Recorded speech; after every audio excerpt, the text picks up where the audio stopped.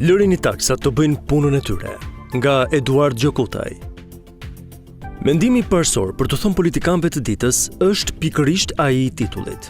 Lërini taksat rehat, pasi nuk ju a kanë fajin dhe nuk ju a zgjedhin problemet tuaja loja e kungulleshkave me taksat. Miratimi i mekanizmit të taksimit nëpërmjet tatimit të ardhurave personale me një shkallë tatimore nuk pritet të çojë në rritje të ndjeshme të ardhurave nga taksat në kushtet e një ekonomie të zhvilluar dhe me një buxhet të konsoliduar. Por nëse ekonomia është rënuar nga informaliteti dhe sistemi fiskal cënohet nga evazioni kudo ndodhur, atëherë kjo qasje mund të çojë në të ardhura më të mëdha, pasi është më e thjeshtë dhe e lirë për të administruar, por edhe për të llogaritur. Por gjithsesi, edhe sikur ky skenar të jetë 100% i vërtet, pyetja që shtrohet është nëse ky është problemi më i madh që duhet adresuar për sistemin ton fiskal dhe për të efektivizuar ekonominë nëpërmjet ndikimit që kanë taksat me forcën e tyre.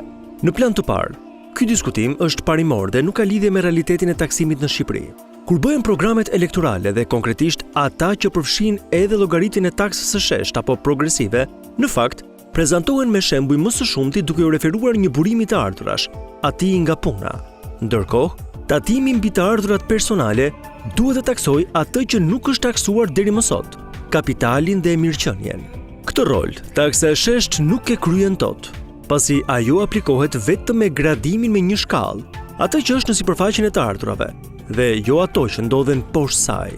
Pra, taksa e sheshtë nuk i intereson sa është shuma e të ardhurave që takson, pasi gradimi i saj me një shkallë nuk e lejon, ndërsa progresiviteti ka një gradim me disa shkallë, duke taksuar proporcionalisht dhe parimisht të ardhurën personale.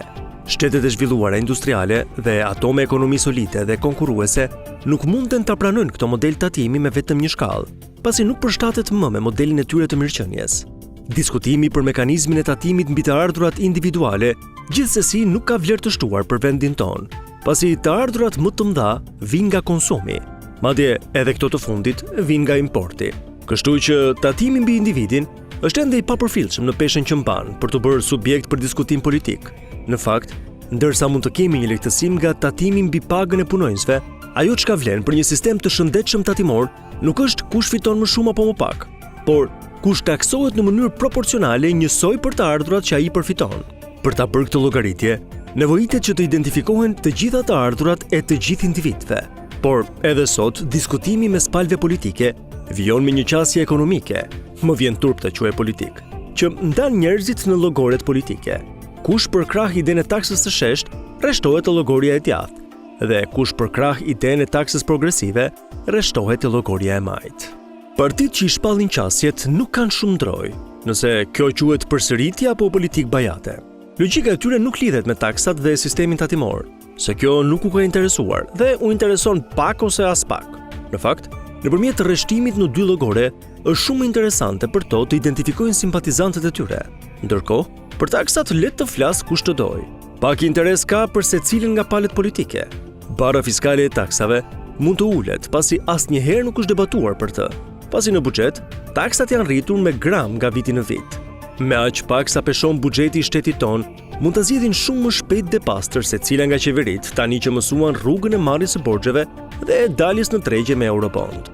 Mund të thua shumë mirë se tashmë politikanët kanë filluar të ngjyejnë bukën e thatë të buxhetit në tregjet financiare të huaja, dhe kjo justifikon për deficitin e buxhetit çdo premtim që bëhet për të ulur taksat.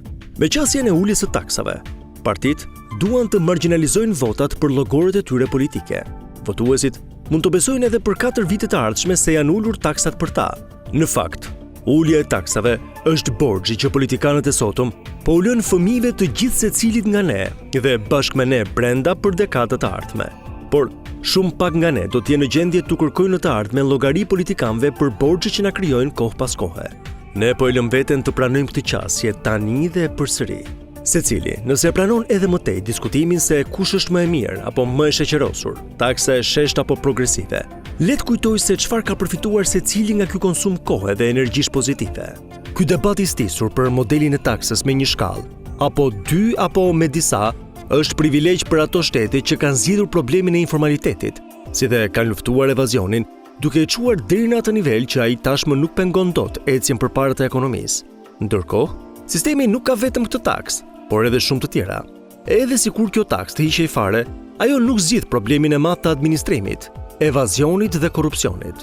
Ndërkohë, evazioni dhe bashkë me të edhe korrupsioni po e has një sëmundje kronike ekonominë tonë, që edhe pas 30 vitesh nuk ka mundur të dalë përtej kufive të Shqipërisë, por ka mbetur e mbyllur në madhësinë e ekonomisë sa një kavanoz, që u trashëgua nga periudha komuniste.